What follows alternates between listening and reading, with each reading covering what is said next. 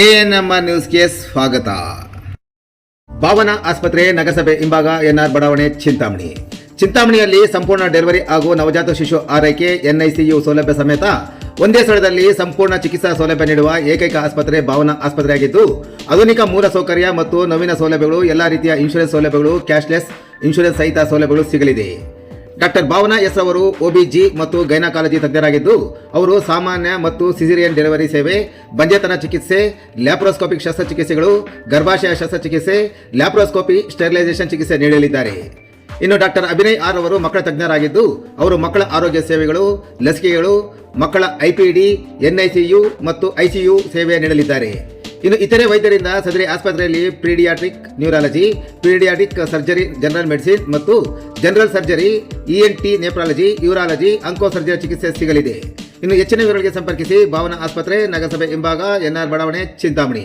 Mobile ಸಂಖ್ಯೆ 7899001345.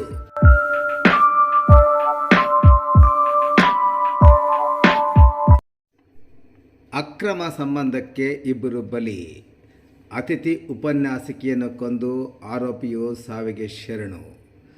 ದೊಡ್ಡಬಳ್ಳಾಪುರದಲ್ಲಿ ನಡೆದ ಆಘಾತಕಾರಿ ಘಟನೆಯಲ್ಲಿ ಅಕ್ರಮ ಸಂಬಂಧದಿಂದಾಗಿ ಅತಿಥಿ ಉಪನ್ಯಾಸಕಿಯ ಭೀಕರ ಕೊಲೆಯಾಗಿದೆ. ಮದುವೆಗೆ ನಿರಾಕರಿಸಿದ ಕಾರಣ ಆರೋಪಿಯು ಮಹಿಳೆಯನ್ನು ಹತ್ಯೆಗೈದ ನಂತರ ತಾನು ಸಹ ಸಾವಿಗೆ ಶರಣಾಗಿದ್ದಾನೆ. ಬೆಂಗಳೂರು ಗ್ರಾಮಾಂತರದಲ್ಲಿ ನಡೆದ ಈ ಡಬಲ್ ಟ್ರಾಜಿಡಿ ಸ್ಥಳೀಯರನ್ನು ಬೆಚ್ಚಿ ಬೀಳಿಸಿದೆ. ದೊಡ್ಡಬಳ್ಳಾಪುರ ಗ್ರಾಮಾಂತರ ಪೊಲೀಸ್ ಠಾಣೆಯ ವ್ಯಾಪ್ತಿಯಲ್ಲಿ ಈ ಘಟನೆ ನಡೆದಿದೆ. ಮದುವೆ ಆಗಲು ನಿರಾಕರಿಸಿದ ಕಾರಣಕ್ಕೆ ತನ್ನ ಜೊತೆಗೆ ಅನೈತಿಕ ಸಂಬಂಧ ಹೊಂದಿದ್ದ ಮಹಿಳೆಯನ್ನು ಭೀಕರವಾಗಿ ಕೊಲೆಗೈದ ಬಳಿಕ ವ್ಯಕ್ತಿಯೋರ್ವ ತಾನು ಸಹ ರೈಲಿಗೆ ಸಿಲುಕಿ ಸಾವನ್ನಪ್ಪಿರುವ ಘಟನೆ ಬೆಂಗಳೂರು ಗ್ರಾಮಾಂತರ ಜಿಲ್ಲೆ ದೊಡ್ಡಬಳ್ಳಾಪುರ ತಾಲೂಕಿನ ಜಿಂಕೆಬಚ್ಚಡಿ ಗ್ರಾಮದ ಬಳಿ ನಡೆದಿದೆ. ಸರೋಜ 40 ವರ್ಷದ ಕೊಲೆಯಾದ ಮಹಿಳೆಯಾಗಿದ್ದು, ಬಳಿಕ ರೈಲಿಗೆ ತಲೆ ಕೊಟ್ಟು ಪ್ರಾಣ ಬಿಟ್ಟಿರುವ ವ್ಯಕ್ತಿಯನ್ನು 45 ವರ್ಷದ ರಾಮಾಂಜಿ ಎಂದು ಗುರುತಿಸಲಾಗಿದೆ. ಕೊಲೆ ಮಾಡಿ ಕಾರಿಗೆ ಬೆಂಕಿ. ದೇವನಹಳ್ಳಿ ಬಳಿಯ ಖಾಸಗಿ ಕಾಲೇಜೊಂದರ ಅತಿಥಿ ಉಪನ್ಯಾಸಕಿಯಾದ ಸರೋಜ ಮತ್ತು ರಾಮಾಂಜಿ ಕಳೆದ 1 ವರ್ಷದಿಂದ ಅನೈತಿಕ ಸಂಬಂಧ ಹೊಂದಿದ್ದರು.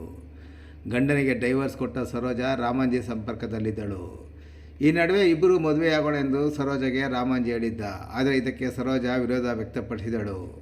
ಈ ನಡುವೆ ಆಕೆಯನ್ನು ಲಾಂಗ್ ಡ್ರೈವ್ಗೆಂದು ಕರೆದುಕೊಂಡು ಬಂದಿದ್ದ ಆರೋಪಿ ಸರೋಜಳನ್ನು ಕೊಂದು ಕಾರಿಗೆ ಬೆಂಕಿ ಹಚ್ಚಿದ ಎಂಬುದು ಗೊತ್ತಾಗಿದೆ. ಪೂರ್ವ ಯೋಜಿತ ಕೊಲೆ.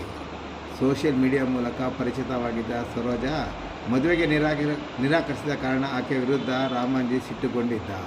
ಹೀಗಾಗಿ ಕೊಲೆ ಬಗ್ಗೆ ಮೊದಲೇ ನಿರ್ಧಾರ ಮಾಡಿ ಆಕೆಯನ್ನು ತನ್ನ ಜೊತೆಗೆ ಕರೆದುಕೊಂಡು ಬಂದಿದ್ದ. ಮಹಿಳೆಯನ್ನು ಕೊಂದ ಬಳಿಕ ಆರೋಪಿ ಎಸ್ಕೇಪ್ ಆಗಿದ್ದ ಹಿನ್ನೆಲೆ ಈ ಬಗ್ಗೆ ಪ್ರಕರಣ ದಾಖಲಿಸಿಕೊಂಡ ಪೊಲೀಸರು ತನಿಖೆಗೆ ಹಿಡಿದಿದ್ದರು. ಈ ವೇಳೆ ಮತ್ತೊಂದು ಶಾಕಿಂಗ್ ವಿಚಾರ ಬಯಲಾಗಿದ್ದು, ಸರೋಜ ಕೊಲೆ ಬಳಿಕ ಆರೋಪಿ ರಾಮಾಂಜಿ ಕೂಡ ರೈಲಿಗೆ ತಲೆ ಕೊಟ್ಟು ಸಾವನ್ನಪ್ಪಿರುವ ಘಟನೆ ಗೊತ್ತಾಗಿದೆ. ದೊಡ್ಡಬಳ್ಳಾಪುರ ಗ್ರಾಮಾಂತರ ಪೊಲೀಸ್ ಠಾಣೆಯಲ್ಲಿ ಈ ಘಟನೆ ನಡೆದಿದೆ.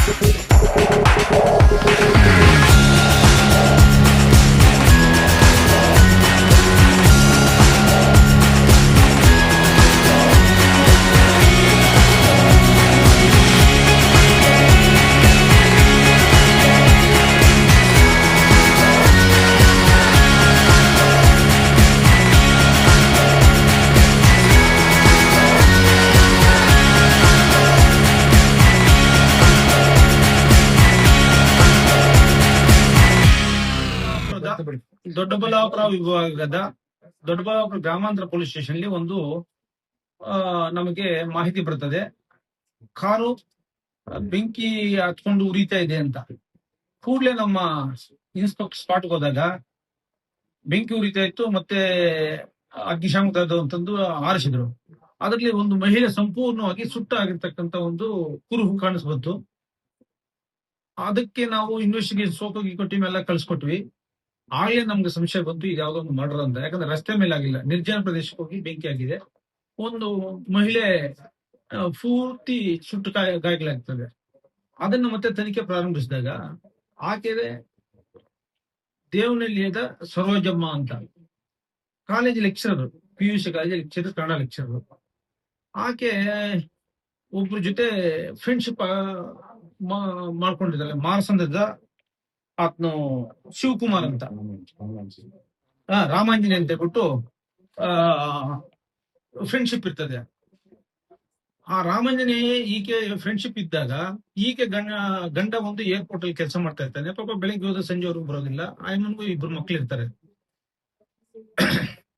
ಸೊ ಈತ್ನು ಆಯ್ಮನ್ ಮಧ್ಯೆ ಏನು ಘರ್ಷಣೆ ಆಯ್ತು ಅಂತ ಗೊತ್ತಿಲ್ಲ. ಒಂದಿನ ಕಾರು ಬಾಲಚಂದ್ರ ಮುನಿಯಪ್ಪನ ಮಗಂದು ಕಾರ್ ತಗೊಂಡು ಆಕೆಯನ್ನು ಕೂರಿಸ್ಕೊಂಡು ದೊಡ್ಡಬಳ್ಳಾಪುರ ಕಡೆ ಹೋದಾಗ ಒಂದು ನಿರ್ಜನ ಪ್ರದೇಶಕ್ಕೆ ಹೋಗ್ತಾನೆ.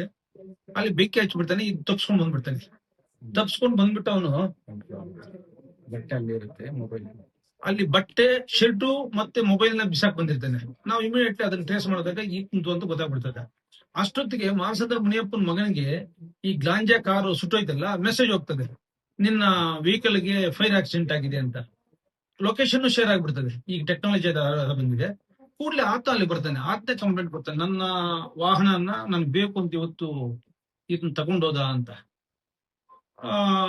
ಅದ್ರ ಮೇಲೆ ಆತಂದೆ ಒಂದು FIR ತಗೊಂಡು ವಿಚಾರ ಮಾಡಕ್ ಶುರು ಮಾಡಿದಾಗ ಕಡೆಗೆ ಮೃತಳು ಸರೋಜ ಅಂತ, ಈಕೆ ಜೊತೆ 5 ವರ್ಷದ ಫ್ರೆಂಡ್ಶಿಪ್ ಇತ್ತು. ಸೊ ಆತ್ಮ ಪತ್ತೆಗೆ ನಾವು ಕ್ರಮ ತಗೊಂಡಾಗ ನಮ್ಗೆ ರಾತ್ರಿ ಮಿಡ್ ನೈಟ್ ಅಲ್ಲಿ ಗೊತ್ತಾಗ್ತದೆ, ಬಿಡದಿ ಹತ್ರ ರೈಲ್ವೆಗೆ ತಲೆ ಕೊಟ್ಟು ಸತ್ತೋಗಿರ್ತಾನೆ. ಸೊ ಕ್ಲಿಯರ್ ಕಟ್ ಇದು ಆತ್ಮ ಮಾಡಿದ್ದಾನೆ. ಆತ್ಮ ಅವರ ಇಬ್ಬರ ಸಂಬಂಧದಲ್ಲಿ ಯಾವ್ದೋ ಬಿರುಕು ಬಂದಿದ್ರಿಂದ ಈ ತೀರ್ಮಾನ ತಗೊಂಡಿರ್ತಾನೆ. ಈತ್ನಿಗೂ ಹೆಂಡತಿ ಇದ್ರೂ ಆತನ ಜೊತೆ ಇರೋದಿಲ್ಲ, ಈತ್ನ ಒಬ್ಬಂಟಿಯಾಗಿರ್ತಾನೆ. ಆಕೆ ಮತ್ತು ಇದ್ರ ಮಧ್ಯೆ ಏನೋ ವೈಮನಸ್ಸು ಬಂದಾಗ ಈ ಒಂದು ಕೃತ್ಯ ಎಸಗಿರ್ತಾನೆ. ಪ್ರಕರಣ ಇನ್ನೂ ತನಿಖೆಯಲ್ಲಿದೆ. ಅದು ಬಹಳ ಶಾರ್ಟ್ ಟೈಮ್ ಅಲ್ಲಿ ಪತ್ತೆ ಮಾಡಿರ್ತಾರೆ. ಅದಕ್ಕೆ ಸಂಬಂಧಪಟ್ಟಂತ ಸಿಬ್ಬಂದಿಗಳು ಮತ್ತು ಅಧಿಕಾರಿಗಳಿಗೂ ಸಹ ನಾವು ಅಭಿನಂದನಾ ಪತ್ರ ಮತ್ತು ನಗದು ರಿವಾರ್ಡ್ ನ ಕೊಡ್ಲಿಕ್ಕೆ ಕ್ರಮ ಕೈಗೊಳ್ತೀವಿ.